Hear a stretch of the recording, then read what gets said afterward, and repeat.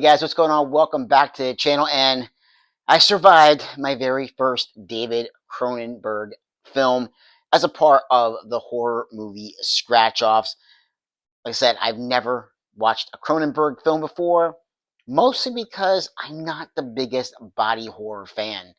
But, for this channel and for you guys, I just had to go ahead and make that sacrifice. And of course, that's because the cards dealt it out to me as well.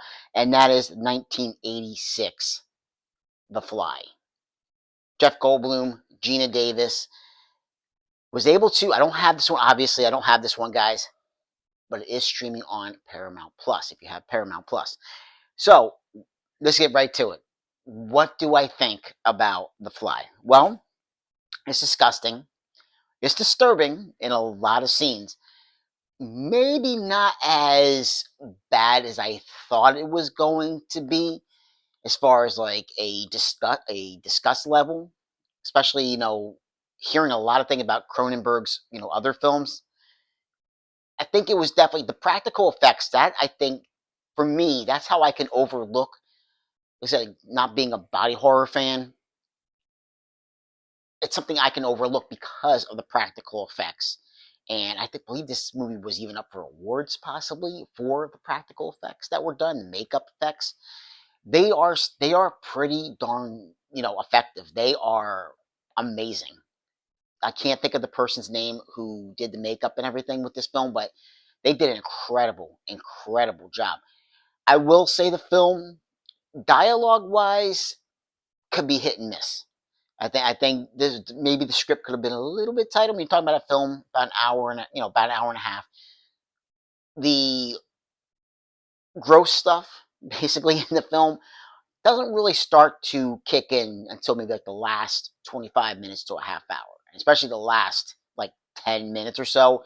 It's bonkers, completely bonkers. But the film starts off with Seth Brundle, played by Jeff Goldblum. He is at basically a scientific convention. Gina Davis, who's a journalist, she's there, and he says, "Hey, listen, I have an invention that's going to change the world. Like, don't worry." She's like, "Well, I have some other people I need to talk to tonight." But he's like, "No, everybody else is going to pair into comparison, basically, to what I have, because I have something that's going to change the world." Which brings us to them going back to his warehouse slash apartment where he has these telepods, and it comes off kind of like he there's a this is where I think the dialogue is a little bit off, a little bit off, because he's like, "Oh wait, I didn't know you were a journalist." But she says that she was there to talk to other people, during the night. She has a couple other interviews. So that kind of like threw me off. Like, why you bring her? Like, obviously you know she's a journalist, but then you're gonna say you don't know she's a journalist. Kind of odd. It's a little bit, maybe, unless I was missing something in translation. It just was a little bit off to me. Jeff Goldblum, he's very Goldbloomy, not quite the Jeff Goldblum that we would get later on in his career, but still, I think he was more like a Transylvania 65000 Goldblum. If you've seen Transylvania 65000, it's kind of like that, or maybe like a Vibes type Goldblum. Um, but yeah, I mean, Gina Davis, again, Gina Davis is basically a lot of her. I have never really seen her in anything bad, like as far as like her acting ability. I think basically, she's basically the same for every film, and that's not bad. That's not a bad thing. She's a really good actress, and Goldblum does a really good job as being like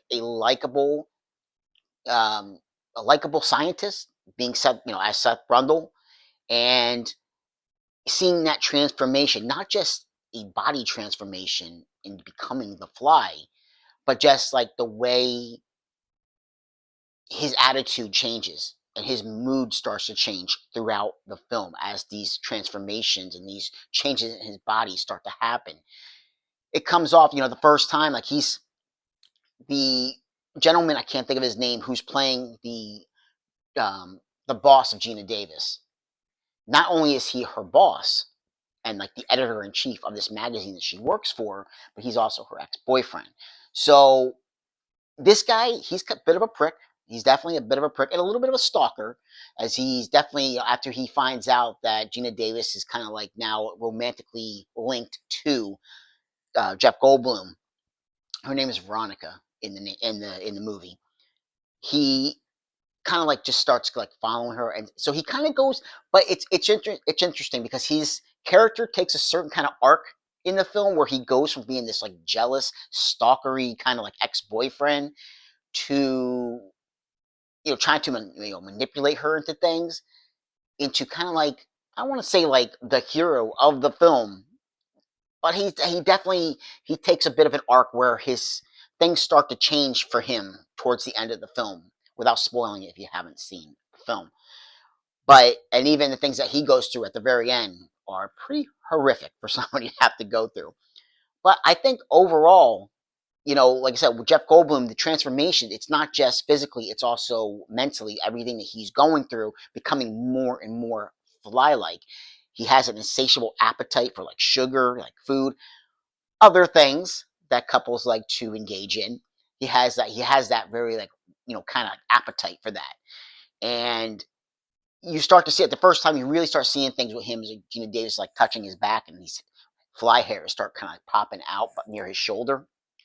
But he also exhibits like he starts getting like super strength. So it almost becomes like it's like what Spider-Man would be, like an origin story for Spider-Man would be if it was like a horror film done by David Cronenberg. That's basically what it would be, where he starts to exhibit like strength, and he has like a lot more energy. Doesn't like really sleep at night, and but again, like kind of like Spider-Man, but more of a definitely body horror transformation at the end of the film, as it becomes known as the Brundle Fly, as Seth likes to call it in the film. But it's an interesting film. It's. I don't know how many times I would revisit this film. I could see maybe down the road, actually, for somebody who never wanted to watch this film, I could maybe see it like myself revisiting it, but not right away. I would say down the road, maybe a few years from now.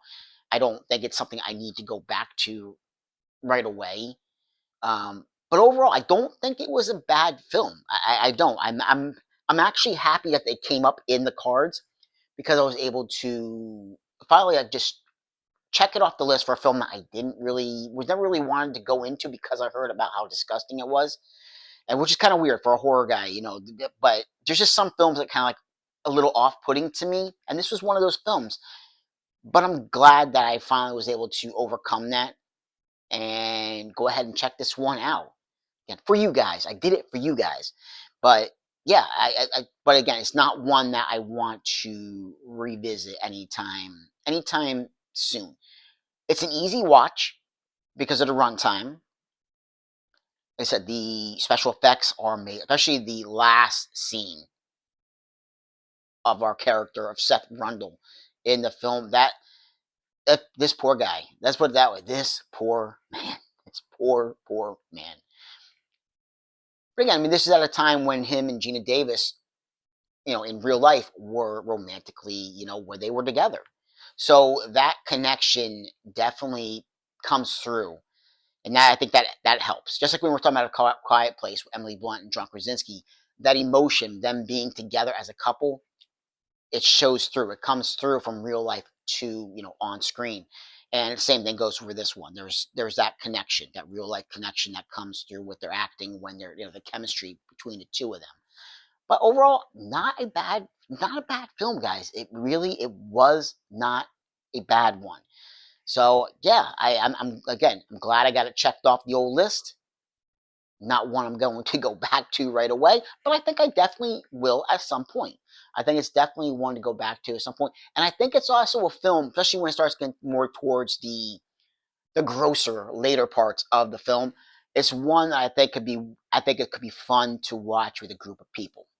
I do, because I think there are things that start to happen to Goldblum, and actually some of the dialogue that Goldblum does say in the film can come off a little comedic at times, when certain things, spoilers guys, when certain things start to fall off of him on his body. Yeah, there's definitely just, I wouldn't go into watching this film with like a full stomach. I've just like eaten something. Yeah, that might not be the best idea. I would not do that. I highly recommend not doing that. But definitely a group of people. group of people watching this could be a whole lot of fun. So yeah, guys, The Fly from 1986, my first David Cronenberg film. Crazy, isn't it? Whew. All right, guys, what's going to be the next film on the docket for the month of October? Let's go ahead and scratch off the old cards and see what we have. Once again, take a look at the Brundlefly. That's what we're dealing with. Yeah, crazy, crazy, crazy stuff. Great, great special effects. Okay, let's go ahead and shuffle them up. Shuffle up the deck of cards. This is what we got left. Let's go ahead with this card here. PG-13, 1999, 107 minutes. And it is a drama mystery thriller. So there is our next card. As we close in on our final week of scratch-offs. And it is, let's see, we can get through this fast. It's one that I saw in theaters back in the day. And it is from M. Night Shyamalan, Haley Joel Osment, Bruce Willis, The Sixth Sense. So that's the next one on the docket for the month of October. Guys, like, subscribe, and comment if you get the chance, and I'll catch you in another episode. Take care.